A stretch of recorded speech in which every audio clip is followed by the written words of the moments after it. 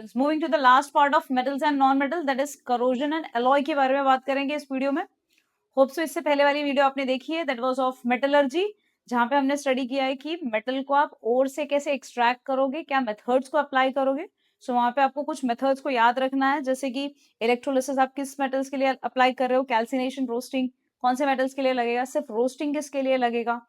सो इस मेथड से हमने जब मेटल को एक्सट्रैक्ट किया तो वहां पे प्योर फॉर्म में हमें मेटल्स नहीं मिलता, उसको प्यूरिफाई करने के लिए we have learn about the electro refining. So पूरे आपको चैप्टर में सिर्फ एक ही मेटल की इलेक्ट्रो रिफाइनिंग स्टडी करनी है, दैट इज ऑफ कॉपर, जहां पे आपको याद रखना है इंपॉर्टेंट, लाइक क्वेश्चन में पूछ सकता है what is the electrolyte used, cathode किसका बना हुआ है, एनोड किसका बना हुआ है, फाइन, ऐसे कुछ आपको सिंपल से क्वेश्चन आ सकते हैं। अच्छा, उसके बाद अगर जब हमें मेटलर्जिकल प्रोसेस से इलेक्ट्रो रिफाइनिंग करने के बाद हमें जो प्योर मेटल मिल जाता है, उस प्योर मेटल से हम एक डिजायर मटेरियल्स को प्रिपेयर करते हैं। अब ये जो डिजायर मटेरियल्स आप समझने के लिए समझ सकते हैं, जैसे आयरन के रॉड हो गए, या घर में हम जो भी यूटेंसिल्स यूज करते हैं। अब ये जब एटमॉस्फेयर के प्रेजेंस में आते हैं तो एटमॉस्फेयर में प्रेजेंट जो गैसेस हैं उनके साथ ये रिएक्ट करता है।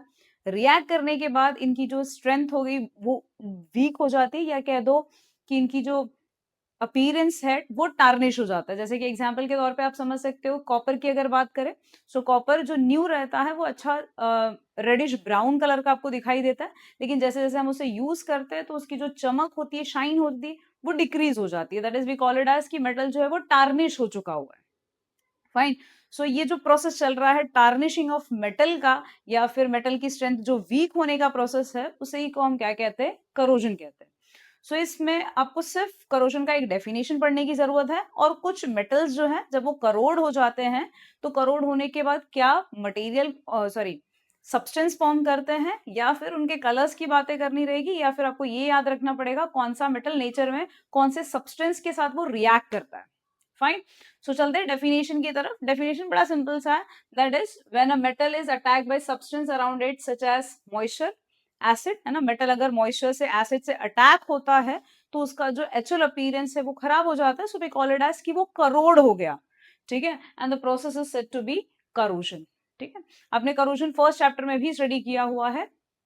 नाउ मूविंग विद दी कौन से 3 मेटल्स के बारे में आपको पढ़ना है, आपको कॉपर के बारे में पढ़ना है। कॉपर एटमॉस्फेयर में कार्बन डाइऑक्साइड के साथ रिएक्शन करता है, और रिएक्शन करने के बाद वो बना लेता है copper carbonate which is green in colour, ठीक है। आपने देखा होगा, है ना, यूटेंसिल्स या फिर यूजली मंदिर में जो कलश यूज करते हैं तो कलश के वहां पे ऐसे ग्रीन ग्रीन फॉर्म हो जाता है अगर बहुत दिनों तक आपने उसे यूज नहीं किया है, क्लीन नहीं किया हुआ है। सिल्वर की बात करें, सिल्वर के ऑर्नामेंट्स आपने देखे होंगे, बहुत जल्दी ब्लैक लेयर उनके ऊपर आ जाता है, तो वो जो ब्लैक लेयर रहता है दैट इज सिल्वर एटमॉस्फेयर में प्रेजेंट सल्फर के साथ रिएक्शन करता है और बना लेता है silver sulphide which is black in colour. Next बात करें आयरन, आयरन जब रिएक्शन करता है तो एटमॉस्फेयर में दोनों चीजें मैंडेटरी है ना, ऑक्सीजन और मॉइस्चर दोनों रिक्वायर्ड है। दो में से अगर कोई एक एब्सेंट रहा तो रस्टिंग का प्रोसेस जो होता है वो नहीं होगा। फाइन। इसके बाद वाले में हम आयरन के बारे में स्टडी करेंगे, आपके पास एक एक्सपेरिमेंट उसके बेसिस पे करना है। दैट इज आयरन एटमॉस्फेयर में ऑक्सीजन और मॉइस्चर दोनों के साथ रिएक्शन करता है और बना लेता है हाइड्रेटेड फेरिक ऑक्साइड, है ना। ये एक्स नंबर डिपेंड करता है, अगर रेनी सीजन है तो मॉइस्चर बहुत ज्यादा प्रेजेंट है तो एक्स की वैल्यू ज्यादा हो जाएगी, ठीक है ना। वेल समर सीजन रहेगा तो कम है, सो एक्स की वैल्यू भी जो रहेगी वो कम रहेगी। जो अपीयरेंस देखने को मिलेगा रेडिश ब्राउन, आपने देखा होगा जनरली जो आयरन का रॉड होता है उसके ऊपर जंग लग जाती है, so that is of Fe2O3.XH2। So that's all for corrosion. Corrosion में इतना ही करना, एक डेफिनेशन और ये टेबल को बाहर कर लेना, that's it. Now moving with the rusting part. So बढ़ते हैं रस्टिंग के साथ। रस्टिंग की अगर बात करें, अगर आयरन का ऑब्जेक्ट है, आयरन का मटेरियल है, वो अगर ऑक्सीजन और मॉइस्चर के प्रेजेंस में आ जाता है तो उसके ऊपर एक ब्राउन फ्लेकी सब्सटेंस फॉर्म हो जाता है। यही प्रोसेस को हम क्या कहते थे, रस्टिंग, है ना। सो अगर करोजन स्पेसिफिकली आयरन के ऑब्जेक्ट के लिए होता है, आयरन मटेरियल के लिए होता है, so we call it as rusting. अब ये एक डेफिनेशन कर लेना, that is iron metal when exposed to moist air for the long time acquires a coating of brown flaky substance called as a rust and the process is called as rusting। अच्छा देखो यहाँ पे दिया हुआ ये जो experiment है, शायद इस पे इसके बेसिस पे एग्जाम में क्वेश्चंस बन सकते हैं, तो समझ लेते हैं, बड़ा आसान सा है। बस आपको सिर्फ इतनी चीज याद रखनी है, रस्टिंग प्रोसेस के लिए O2 और वाटर दोनों की रिक्वायरमेंट है, दो में से कोई भी एक एब्सेंट रहा तो रस्टिंग का प्रोसेस नहीं होगा। फाइन। तो चलो फर्स्ट वाला जो टेस्ट ट्यूब है उसमें क्या है, टेस्ट ट्यूब के साथ नॉर्मल वाटर ले लिया है और आयरन के नेल को डाल दिया हुआ है। ठीक है। अच्छा, नॉर्मल वाटर डाला हुआ है तो बट ऑब्वियस उसमें ऑक्सीजन भी तो रहेगा, एटमॉस्फेयर में जो ऑक्सीजन प्रेजेंट है। सो दैट इज यहाँ पे वाटर प्रेजेंट है as well as oxygen present है, मतलब दोनों चीजें प्रेजेंट है, बट ऑब्वियस यहाँ पे रस्टिंग हो जाएगी। सेकेंड टेस्ट ट्यूब की बात करते हैं। सेकेंड टेस्ट ट्यूब में यहाँ पे जो वाटर लिया हुआ है वो बॉइल्ड वाटर लिया हुआ है। बॉइल्ड वाटर लेने का रीजन क्या है, जब हम वाटर को बॉइल करेंगे तो उसमें अगर कोई डिजोल्व O2 रहेगा तो वो इवॉल्व हो जाएगा। इवन बॉइल्ड वाटर डालने के बाद उसके ऊपर ऑयल का लेयर डाल दिया। ऑयल का लेयर डालने से क्या हो गया कि अगर ऑयल का लेयर डाल दोगे तो मॉइस्चर के थ्रू जो ऑक्सीजन पास हो सकता था, है ना, बाहर से और O2 नहीं आएगा। So that was the reason oil का लेयर डाल दिया। तो इस वाले टेस्ट ट्यूब में विल कॉल इट एज कि वाटर तो है लेकिन O2 नहीं है यहाँ पे। सो अगर दो में से कोई भी एक एब्सेंट है तो यहाँ पे रस्टिंग का प्रोसेस जो होगा वो नहीं होगा। नेक्स्ट वाले टेस्ट ट्यूब की बात करें तो इस वाले टेस्ट ट्यूब पे हमारे पास एनहाइड्रस कैल्शियम क्लोराइड डाला है। Anhydrous calcium chloride act as a drying agent की तरह एक्ट करता है, मतलब उस कंटेनर में जितने भी मॉइस्चर प्रेजेंट होगा वो एब्जॉर्ब कर लेगा। आप एग्जाम्पल के तौर पे समझ सकते हैं, जैसे हम न्यू बॉटल या बैग खरीदते हैं या शू खरीदते हैं, उसमें सिलिका का पैकेट मिलता है ना, तो वो सिलिका का पैकेट क्या करता है, ड्राइंग एजेंट की तरह काम करता है ना। अगर हमने बॉटल देखा नहीं पसंद है, उसे बंद करके रख दिया, सो इतने देर तक मॉइस्चर जो गया रहेगा बट ऑब्वियस वहां पे बैक्टीरिया का ग्रोथ हो जाएगा। सो अगर सिलिका का पैकेट डाला हुआ है तो उतने टाइम में जो मॉइस्चर गया है वो एब्जॉर्ब कर लेगा। सो कंप्लीटली ड्राई रहेगा, मतलब उसमें से स्मेल वगैरह नहीं आएगी। सो सेम चीज यहाँ पे इस वाले टेस्ट ट्यूब में हमने सबसे पहले एनहाइड्रस कैल्शियम क्लोराइड डाल दिया, तो वो क्या करेगा, पूरे मॉइस्चर को एब्जॉर्ब कर लेगा। मतलब इस वाले केस में हमारे पास H2O नहीं है लेकिन हमारे पास O2 है, ड्राई एयर है, एयर मींस O2 तो यहाँ पे प्रेजेंट है। रस्टिंग की बात करें तो वापस से यहाँ पे रस्टिंग जो है नहीं होगा, है ना। तो इस एक्सपेरिमेंट से अब एक्चुअल आपको कंक्लूजन ये लेना है कि H2O और O2 दोनों रिक्वायर्ड है रस्टिंग के लिए। दो में से कोई एक एब्सेंट रहा तो रस्टिंग का प्रोसेस नहीं होगा। फाइन। जैसे कि आप सिंपल से ऐसे भी समझ सकते हो कि कड़ी वगैरह होती है, अगर वो स्मूथ मूविंग नहीं है तो एक तो स्मूथ मूविंग के लिए उसके ऊपर ऑयल लगाया जाता है, या फिर जब हम उसके ऊपर ऑयल लगा देते हैं तो रस्टिंग का जो प्रोसेस होता है वो स्टॉप हो जाता है।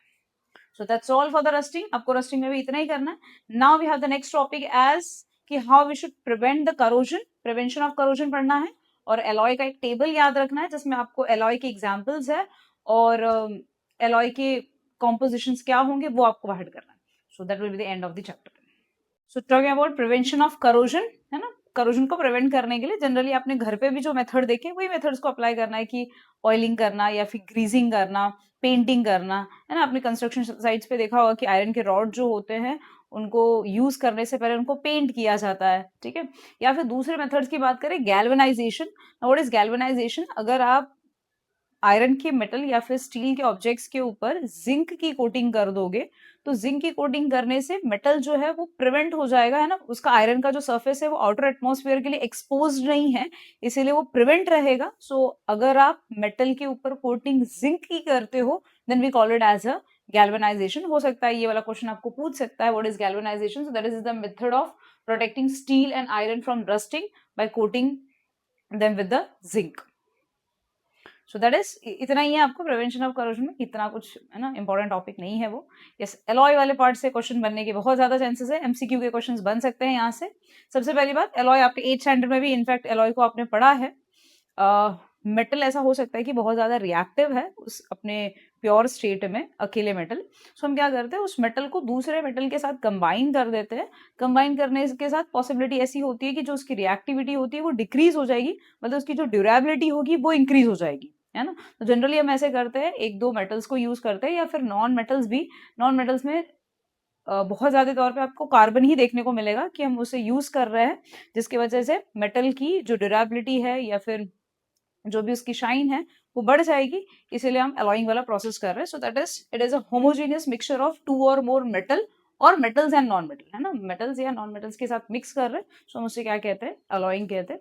अच्छा, डेफिनेशन के बाद आपको बस ये टेबल याद रखने की जरूरत है कि आपको कौन से एलॉय की कॉम्पोजिशन क्या है। जैसे कि अगर ब्रास की बात करें, so brass is made up of copper and zinc. Bronze की बात करें, कॉपर एंड टिन।